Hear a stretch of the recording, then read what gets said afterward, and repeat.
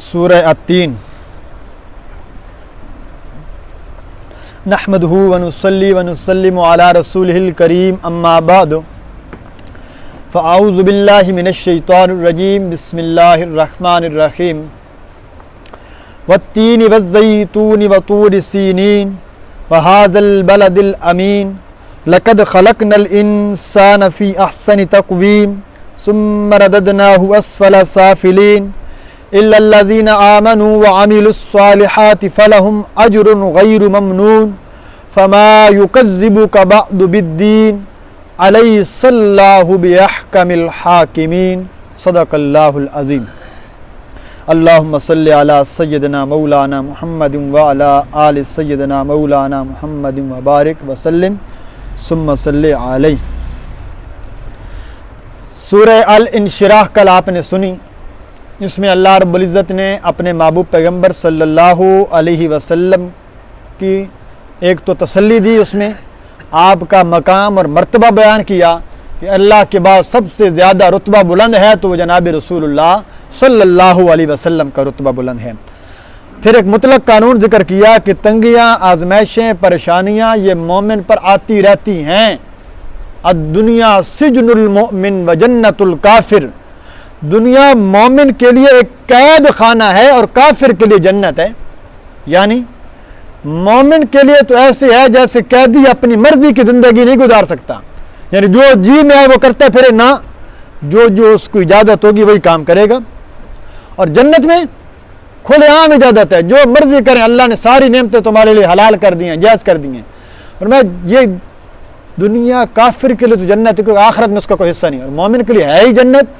تو دنیا کے اندر اس طرح زندگی گزارے، مشکلات ہیں، پریشانیاں ہیں، اللہ دنیا ہی میں یا تو اس کی خیر کثیر عطا کر دے گا، آسانیاں پیدا کرے گا، نہیں تو آخرت کے اندر جنت والی خیر عطا کرے گا. اب آئیے سورہ التین کے اوپر.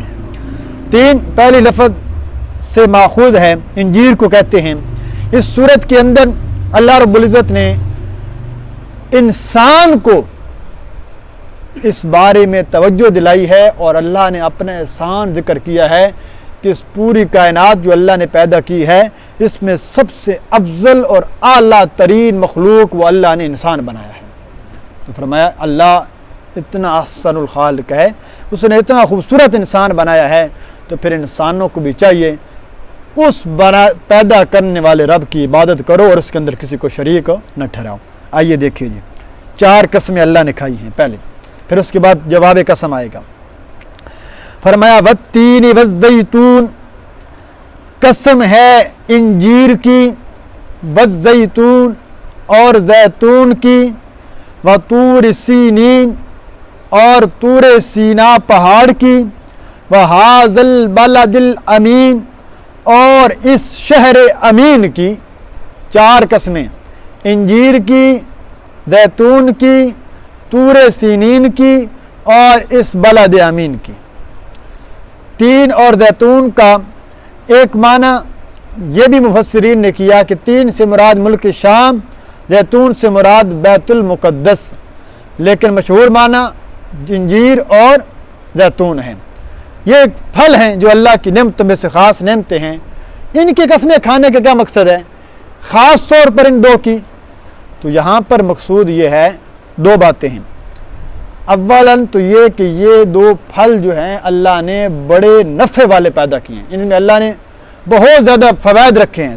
خاص طور پر زیتون کے اندر تو فرمایا یہ اللہ نے تمہارے لیے ایک سالن بنایا ہے، یعنی اس کو اپنے استعمال کے اندر لاؤ. تو زیتون کا تیل، یہ انجیر اپنے اپنے مزاج کے مطابق، ضروری نہیں ہے کہ ہر بندے کو اس کے موافق آ جائے، یا آپ اسی طرح یہ سمجھیں کہ چونکہ اس میں شفا ہے، قرآن میں ذکر ہے تو جتنی مرضی کھاتے رہیں. حضرت علی رضی اللہ تعالیٰ عنہ تازہ بخار سے اٹھ کر آئے نا، تو جناب رسول اللہ صلی اللہ علیہ وسلم کے سامنے غالباً کھجوریں پڑی تھیں، آپ صلی اللہ علیہ وسلم کھا رہے تھے، تو جناب علی رضی اللہ تعالیٰ عنہ نے بھی اس میں سے لے کر کھانا شروع کی، تو رسول اللہ صلی اللہ علیہ وسلم نے روک دیا. آپ نے فرمایا علی آپ ابھی بخار سے اٹھے ہیں اور آپ کو ابھی نرم غذا کی ضرورت ہے. فرمایا دلیا بنا کر جو کا اس طرح کی کوئی چیز کھائیں، یہ کھجور تھوڑی ثقیل ہوتی ہے، یہ بھی آپ کا معدہ اس کو برداشت نہیں کرے گا. تو بعض اوقات یوں بھی ہوتا ہے کلونجی کی حدیث میں بڑی فضیلت ہے یہ، لیکن اب کوئی بندہ یہ اٹھائے کہ 1-2 چمچوں کے چمچے کھا لے اور کہے کہ اس میں قرآن نے کہا شفا ہے، تو کیا ہو جائے گا؟ نقصان ہوگا۔ تو مزاج کے مطابق اور اس طرح اس کو دیکھ کر کرنا چاہیے، جس طرح حکیم سے مشورہ کر کے، لیکن ہے اللہ کی، اس نے اللہ رب العزت نے شفا رکھی ہے۔ اور زیتون کی بھی قسم کھائی، فرمایا زیتون، یہ بھی اللہ نے، ایک معنی تو یہ ہے کہ یہ چیزیں مراد ہیں، دوسرا معنی یہ ہے کہ یہ 2 چیزیں جس میں نے بتا دیا جس علاقے میں پائی جاتی ہیں، وہ علاقہ ملک شام کا علاقہ جو انبیاء کی سرزمین ہے، سینکڑوں علماء انبیاء کرام اس سرزمین کے اندر مبعوث کیے گئے۔ اللہ فرماتے ہیں جس طرح میں مکے کی قسمیں کھاتا ہوں، اسی طرح مجھے ملک شام بھی بڑا عزیز ہے کہ اس کے اندر حضرت ابراہیم علیہ السلام کا یہ وطن ہے، حضرت عیسیٰ بنی اسرائیل کے کتنے علماء یہاں پر آئے، انبیاء آئے، لہٰذا یہ جگہ بڑی محبوب ہے اللہ کو، اس محبوب چیز کے اللہ قسم کھاتے ہیں۔ جواب قسم آگے آ رہا ہے کہ کہنا کیا چاہتے ہیں، اگلا قسم طور سینین، یہ پہاڑ ہے، وہ پہاڑ جس پہاڑ کے اوپر اللہ کے خاص پیغمبر حضرت موسیٰ علیہ السلام اللہ رب العزت سے ہم کلام ہوا کرتے تھے، جس کے اوپر اللہ رب العزت کی تجلی آئی تھی۔ تو فرمایا طور سینین، یہ سینا اس مقام کا نام ہے جس مقام پر یہ طور پہاڑ واقع ہے۔ تو طور پہاڑ کو اللہ کے ہاں ایک بڑا مقام حاصل ہے، کیونکہ اس پہاڑ کو یہ اعزاز حاصل ہے کہ بالمشافہ، یعنی بغیر کسی واسطے کہ حضرت موسیٰ اللہ سے ہم کلام ہوا کرتے تھے، تو اس اعزاز کی وجہ سے اس کا قسم اللہ نے اٹھا دی۔ 3 قسمیں ہو گئیں، چوتھی قسم پیچھے بھی گزر چکی، اس شہر امین کی۔ شہر امین سے مراد مکہ مکرمہ، مکہ مکرمہ کی اللہ قسم کھا رہے ہیں۔ اب آئیے جواب قسم کے جانے، 4 قسمیں کھا کر اللہ کیا کہنا کیا چاہتے ہیں؟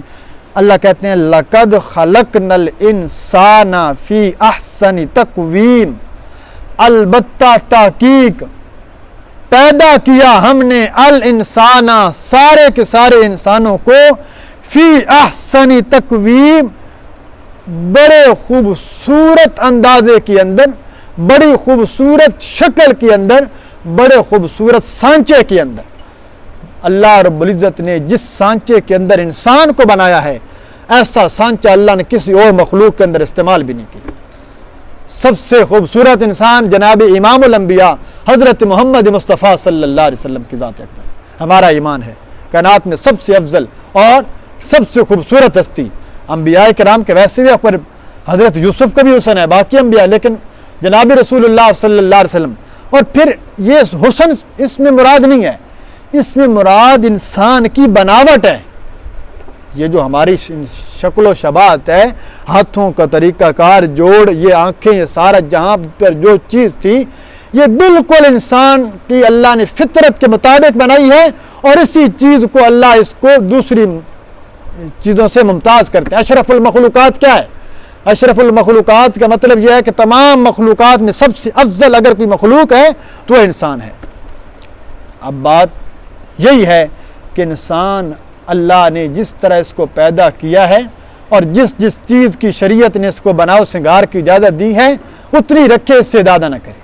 تو وہ اللہ نے جب فطرت کے اندر جو چیز پیدا کی ہے نا، وہ خوبصورت ہے۔ انسان کو فطرت کے اندر داڑھی دی، یہ خوبصورت ہے، یہ مرد کی زینت ہے۔ عورتوں کے لیے کہا لمبے بال زینت ہیں، مرد کے لیے فرمایا یہ داڑھی زینت ہے، اس کو رکھو، جس بالوں کو کاٹنے کو کہا ان کو کاٹو۔ اس لیے تو فرمایا جنت میں یہ ضرورت سے زیادہ بال نہیں ہوں گے، اور حتیٰ کہ یہاں پر یہ روایت بھی جنت میں داڑھی بھی نہیں ہوگی، بال ہوں گے بھی نہیں۔ تو اب دنیا کے اندر مکلف بنایا تو دنیا کے اندر انسان مکلف ہے، ایک بات۔ دوسری بات اس لحاظ سے کہ انسان تمام مخلوقات سے افضل ہے۔ عیسیٰ بن موسیٰ ہاشمی، ایک بہت بڑے بادشاہ کے، ابو جعفر منصور، بہت بڑا بادشاہ گزرا ہے، اس کے خاص مصاحبین میں سے تھے، یعنی اس کے ساتھی میں سے، اس کے وزارت میں بڑا ان کے پاس عہدہ تھا۔ ایک رات اپنی بیوی کے ساتھ بیٹھے، چاند کی چاندنی ہے، خوب چاند اپنے آب و تاب کے ساتھ چمک رہا ہے۔ اچانک دل کے اندر ایک بات زبان پہ آ گئی، کہنے لگے اگر تو اس چاند سے زیادہ خوبصورت نہ ہوئی تو تجھے 3 طلاقیں۔ بیوی فوراً اٹھی اور پردے کے اندر چلی گئی۔ اس نے کہا کہ میرے اوپر طلاق پڑ چکی ہے، لہٰذا اب میں آپ کے سامنے نہیں آ سکتا۔ فوراً بڑے پریشان، صبح خلیفہ منصور کے دربار میں یہ بات آ گئی، خلیفہ نے سارے فقہا کو طلب کیا، جس کے پاس فتویٰ جاتا ہے وہ یہ کہتے ہیں کہ طلاق تو پڑ گئی، انسان چاند سے خوبصورت تو نہیں ہو سکتا، ان کی بیوی جتنی مرضی خوبصورت ہو، چاند کی روشنی تو بہت زیادہ بلند ہے۔ تو وہاں پر ان فقہا کے اندر یہ مفتی شفیع رحمہ اللہ نے اپنی تفسیر کے اندر یہ واقعہ لکھا کہ امام اعظم ابو حنیفہ رحمہ اللہ کے شاگردوں میں سے کوئی بندہ موجود تھا، امام اعظم خود نہیں، ان کے شاگردوں میں سے ایک بندہ موجود تھا، ایک فقیہ موجود تھے، وہ خاموش تھے۔ تو ابو جعفر نے اشارہ کر کے بتایا کہ آپ کیوں نہیں بولتے؟ فرمایا آپ کوئی فتویٰ دیں۔ انہوں نے فرمایا کہ طلاق واقعہ نہیں ہوئی۔ سارے لوگ حیران رہ گئے کہ آپ کس دلیل کی بنیاد پر یہ کہہ رہے ہیں کہ طلاق واقع نہیں ہوئی؟ فوراً سورۃ التین کی تلاوت کی اور یہ آیت پڑھ کے کہا لقد خلقنا الانسان فی احسن تقویم۔ اللہ 4 قسمیں کھا کر کہہ رہا ہے کہ میں نے انسان سے بڑھ کر کوئی چیز پیدا نہیں کی ہے، لہٰذا ان کی بیوی انسان تمام کے تمام انسان چاند سے بھی افضل ہیں، لہٰذا طلاق نہیں پڑی۔ ابو جعفر منصور نے فتویٰ دی تھی۔ تو یہ کیا ہے؟ اس بات کے اوپر دلالت کرتا ہے کہ انسان اللہ نے اشرف المخلوقات بنایا، لیکن آج انسان خود اپنے آپ کو آگے آ رہا ہے۔ اگلی آیت کے اندر اتنا خوبصورت انسان اللہ نے پیدا کیا، ہر لحاظ سے اس کو اعضاء کے لحاظ سے، بناوٹ کے لحاظ سے، زبان کے لحاظ سے، فساد کے لحاظ سے، یہ سارے کے سارے عقل کے لحاظ سے اللہ نے کتنی نعمتیں عطا کی ہیں، لیکن اگر ان نعمتوں کا ناشکر کرے گا، اگر اس بناوٹ کی، اس لیے رسول اللہ صلی اللہ علیہ وسلم نے فرمایا جو مرد عورتوں والی مشابہت اختیار کرے اور جو عورت مردوں والی مشابہت اختیار کرے، فرمایا وہ عورت بھی جہنمی ہے، وہ مرد بھی جہنمی ہے۔ کیوں؟ اللہ نے جس بناوٹ پہ بنایا اس بناوٹ پہ وہ خوش نہیں ہے۔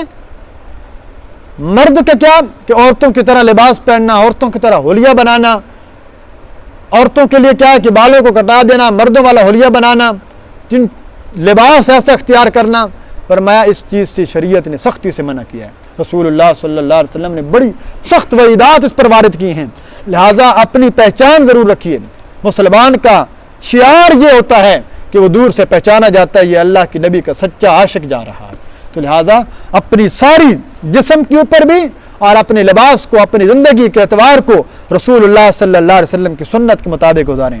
تو یہ اللہ نے فرمایا کہ ہم نے اس کو سب سے اچھا انسان بنایا، لیکن اب اگلا حکم سنیے، اس کی بالکل الٹ، ثم رددناہ اسفل سافلین، پھر پھینک دیا ہم نے اس کو اسفل سافلین، بالکل نیچے والے لوگوں کے اندر، یعنی سب سے پست لوگوں کے اندر، سب سے پست درجے کے اندر ہم نے اس کو کر دیا۔ رددناہ، لوٹا دیا، ڈال دیا، پھینک دیا، اسفل سافلین، سب سے نچلے طبقے کے اندر ہم نے اس کو ڈالا۔ کب؟ جب 2 معنی، ایک یہ کہ یہی خوبصورت انسان جب بڑھاپے کو پہنچتا ہے، وہ ساری خوبصورتیاں، وہ سارے کمالات، وہ سارے حسن، وہ ساری جوانیاں ختم ہو جاتی ہیں، تو فرمایا کہ اب انسان بالکل آخری درجے پہ پہنچ چکا ہے، تو لہٰذا اب اس کو اس موقع پر آ کر بھی رب اگر یاد نہ آئے تو اس سے بڑا ظالم کون ہو سکتا ہے؟ تو فرمایا کہ یہ جتنا بڑا بھی کوئی خوبصورت انسان کیوں نہ ہو، جب اس کا زوال آتا ہے تو پھر اس کے پر سب اس کے ساتھ چھوڑ جایا کرتے ہیں۔ دارالعلوم کراچی کے کسی مفتی کا واقعہ ہے کہ وہ جب یا دیوبند کا کہ ایک مسجد سے گزرتے نا، ایک جگہ پر آ کر اپنے جوتے اتار لیتے ایک گھر کے سامنے سے، اور اتار کر پھر آگے جا کر جوتے پہن کر وہاں چلتے۔ تو پوچھا گیا حضرت اس کی کیا وجہ ہے؟ فرمایا یہ جس کے گھر کے سامنے میں جوتے اتار لیتا ہوں نا، یہ ایک طوائف کا گھر ہے، طوائف کا۔ تو حضرت طوائف کا اتنا احترام؟ میں احترام نہیں، دراصل بات یہ ہے کہ اس نے ساری زندگی جو ہے نا اسی کام کے اندر گزاری، لوگوں کا یہاں پر آنا جانا رہا، اب یہ بوڑھی ہو چکی ہے، اب اس کا حسن ختم ہو چکا ہے، اب اس کی طرف آتا کوئی نہیں ہے، اب یہ کان لگا کر بیٹھی رہتی ہے، اگر کسی کے قدموں کی آواز بھی آئے تو یہ سمجھتی ہے کہ شاید کوئی میرے پاس آیا ہے تو میرا کوئی کام بنے، تو میں ایسی آٹ کا سبب بھی نہیں بننا چاہتا جس کی وجہ سے وہ اس گناہ کی طرف مائل ہو۔ تو فرمایا اپنے آپ کو اس طرح بچاتے تھے گناہ۔ امام اعظم ابو حنیفہ رحمہ اللہ کا تقوی کا عالم تھا، جس بندے نے ان سے قرض لیا ہوتا اس کے گھر کے سائے کے نیچے بھی نہیں کھڑے ہوتے، کہیں یہ سود کے اندر نہ آ جائے، اس سے نفع اٹھا رہا ہوں۔ تو تقوی کا یہ عالم ہوا کرتا تھا۔ تو اگر انسان پہنچے تو پھر ان کمالات تک پہنچتا ہے، اگر گرنے پہ آئے 70 سال عمر ہے، 80 سال عمر ہو چکی ہے، بازار میں ہوٹلوں پر بیٹھے ہیں لوگ، کوئی نماز نہیں ہے، رمضان کی فکر نہیں ہے، نماز کی فکر نہیں ہے، ایک ہی فکر ہے۔ پھر وہی بات آ جاتی ہے، فکر کس بات کی ہے کہ ہر ہفتے کے ہفتے جناب شیو ضرور بنانی ہے، داڑھی ضرور کٹوانی ہے، یہ جو خوبصورتی ہے، کیا مسئلہ ہے؟ اللہ کے یہ آتا ہے کہ اللہ کو اپنے بندے کے سفید بالوں سے بھی حیا آتی ہے۔ بعض اوقات فرمایا جب انسان کو سفید بال آ جاتے ہیں نا، اللہ اس وجہ سے بھی بندے کی بخشش کر دیا کرتے ہیں۔ تو نسبت تو کم از کم بندہ لے کر جائے نا جی، نسبت بھی ہو جائے گی تو امید ہے اللہ تعالیٰ اس سے درگزر فرما دیں۔ تو فرمایا جب وہ کام نہیں کرتا، اللہ کی نافرمانی کرتا، ہم اس کو سب سے نچلے طبقے کے اندر ڈال دیتے ہیں۔ اور جو مومن بندہ ہوتا ہے، بڑھاپا تو اس میں بھی آتا ہے، لیکن فرمایا یا تو اس کے بڑھاپے کے باوجود نیک اولاد ہوگی تو اس کو آخر تک خدمت کرے گی، آخر تک اس کو ایسا محسوس نہیں ہوگا۔ اور یہ بڑھاپا آ بھی گیا تو اس کو خسارہ نہیں ہے کہ اس کو اگر مر بھی گیا تو آگے جنت کی نعمت اس کی تیاری ہے، جنت کی نعمت اس کے انتظار کے اندر ہیں، جہاں کبھی بڑھاپا نہیں آئے گا، جہاں کبھی موت نہیں آئے گی، جہاں کبھی بیماری نہیں آئے گی، جہاں کوئی بول و براز پیشاب پخانہ نہیں ہوگا۔ تو کتنی نعمتیں اللہ نے تیار کر رکھی ہیں، صرف کس لیے؟ آگے آئیے استثناء ذکر ہو رہا ہے، اس سے استثناء کن لوگوں کو ہے؟ الا الذین آمنوا وعملوا الصالحات، مگر وہ لوگ جو ایمان لائے، وعملوا الصالحات اور نیک اعمال کرتے رہے، فلہم اجر غیر ممنون، ان کے لیے اجر ہے غیر ممنون، نہ ختم ہونے والا، یعنی جس کی کوئی انتہا ہی نہیں ہے، ایسا اجر اللہ ان کو عطا کرے گا جو ایمان اور اعمال صالحہ۔ ایمان کی بحث ہماری صبح کی نماز کی بات چل رہی ہے، اس میں ایمان کیا ہے؟ ایمان یہی ہے نا کہ ایسے یقین کے ساتھ اللہ کی ذات پر ایمان لے آیا، اس میں کسی قسم کو کوئی شک و شبہ نہیں کیا، پھر ساتھ ساتھ نماز روزے کی پابندی کرتا رہا۔ اللہ کہتے ہیں مر گیا، مرنے کے بعد بھی اگر کوئی ایسا کام کرتا گیا، نیک اولاد چھوڑ گیا، وہ اجر اس کا جاری ہے اور جہاں تک کہ وہ جنت میں پہنچ جائے گا۔ اب اللہ پوچھنا چاہتے ہیں، انسان سے سوال کر رہے، شکوہ ہے کیا؟ دیکھیے فرمایا فما یکذبک بعد بالدین، تو پھر کس چیز نے تجھے اس بات پر آمادہ کیا ہے کہ تو جھٹلاتا ہے بدلے کے دن کو؟